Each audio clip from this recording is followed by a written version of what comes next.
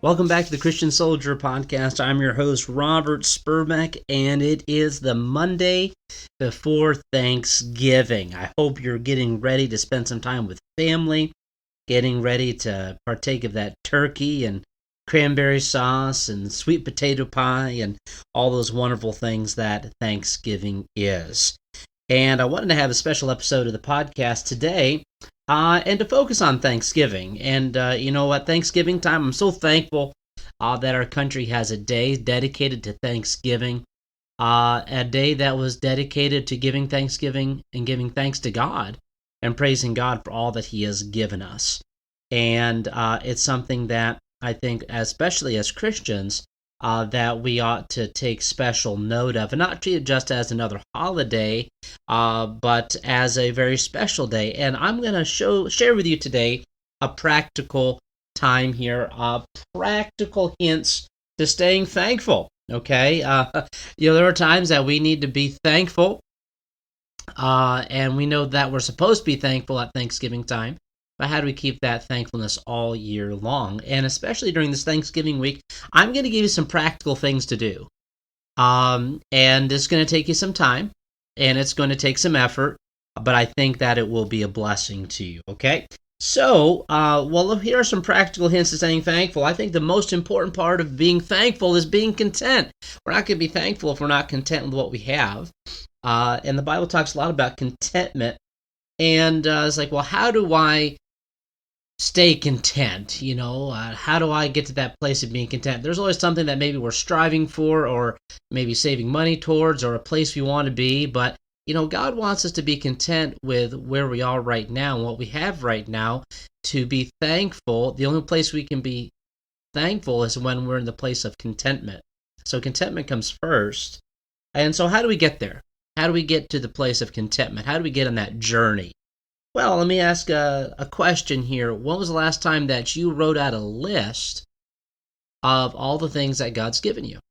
I'm not saying you got out your smartphone and wrote your notes down or did a voice memo, but got out a pen and paper and a pencil or a pen, and you actually wrote down and started listing off all the things God has given you. When we look at those things, I remember the hymn, Count Your Blessings. Count your many blessings, name them one by one. That is such an important hymn. I love that hymn because it's so practical, because that's what we have to do. We have to go through and name things one by one, all that God has given us, okay? So I encourage you, go do that. Get that out there. But when you do it, I want you to think about something here. Now, before you continue listening to this podcast, go ahead and pause it right here. Don't listen to the rest, because I'm going to give you some more instructions here.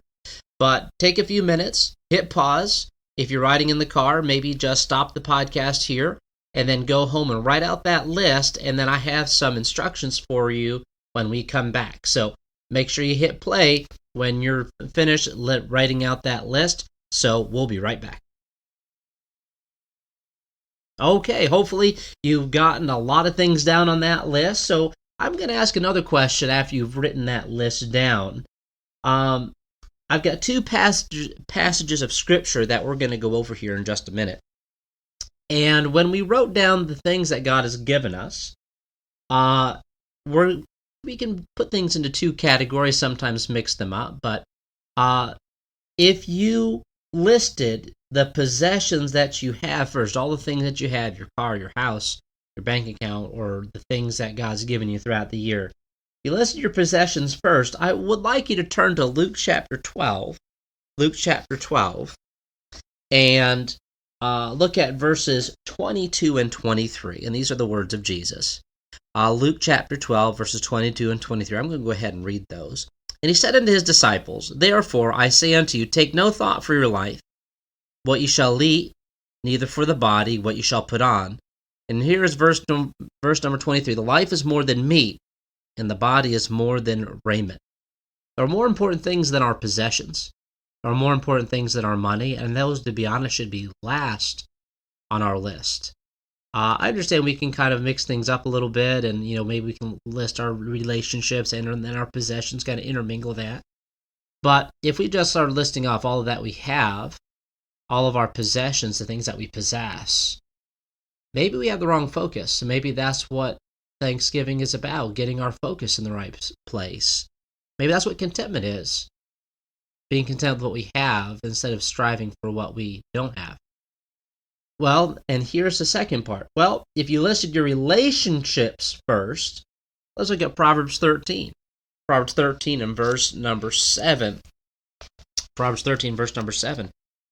There is that maketh himself rich, yet hath nothing, and there is that maketh himself poor, yet hath great riches.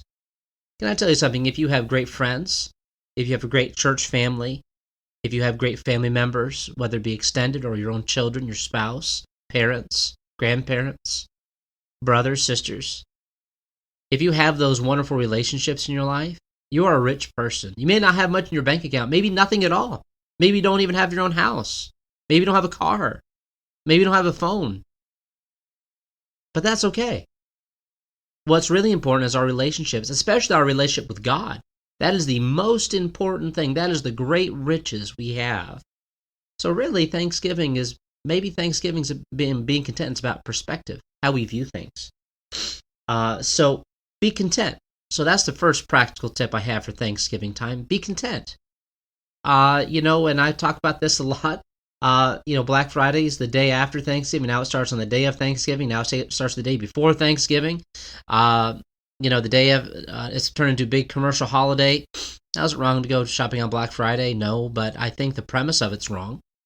We're thankful, but now we're going to go buy a bunch of stuff. I'm going to go spend our money and get good deals on things that we want or we want to give to other people. I think we missed the point. I think our founding fathers would have been appalled at such an action, but that is the motivation of our culture today. Thanksgiving ought not to be celebrated as a cultural holiday, but as a spiritual day, also as a day of remembering the history of our country and remembering our families, remembering what God has done in the past and what God is doing right now. God is still working. So be content. So here's the second one. Here's the second practical hint to staying thankful is express your gratitude. Okay, being content and you look at all that you have, man, you're thankful. How do we express that? Well, here it is. Here's a couple practical tips for expressing your gratitude. The first being write a letter to those you love. Maybe write an email, but really, can I just tell you something? There's a lot to be said for pen and paper and to writing down your thoughts in paper, and people know that took time and effort. It means a lot. Emails are fine, but I'm sorry, a paper and letter, that's just me. Maybe I'm a little old-fashioned and nostalgic that way, but when someone wrote a letter to me and they wrote something in a card and they actually wrote it out and wrote to me, that means a lot to me. That's just me, though. Maybe that's not as much you, but express your gratitude.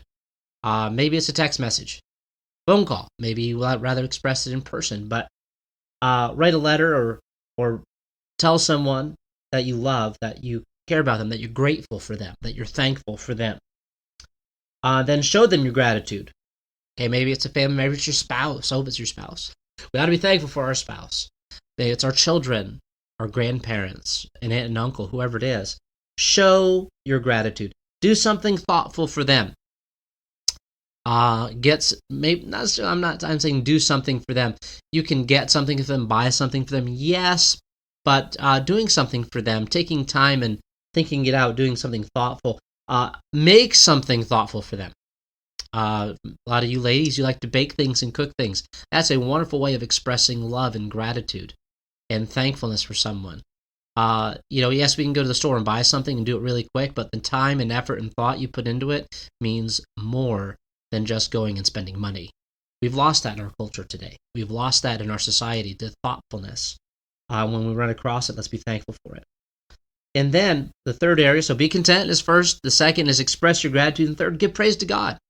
When we express our gratitude to others, but also let's express our gratitude to God and our thankfulness. Every day we ought to give praise to God. And that we make our request with thanksgiving, and it says in Philippians. So this Thanksgiving season, let's take time in our families, take time in your family devotions, in your personal devotions or your devotions as a couple, a married couple.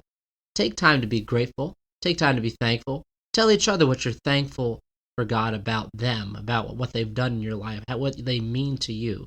Too many times we leave those things unsaid, and many times our lives get so busy that we forget those things, and it's too late to get those moments back.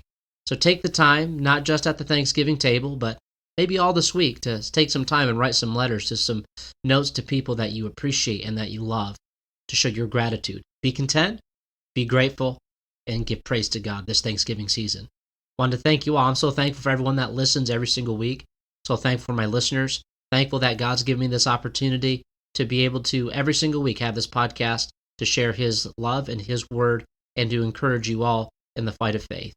So as we go into the end of this year, I pray that we would be thankful for the knowledge that we've been given, that we share it with others, and that we would share the hope of the gospel and the hope of Christ. Thank you so much for listening today, and I'll see you next time.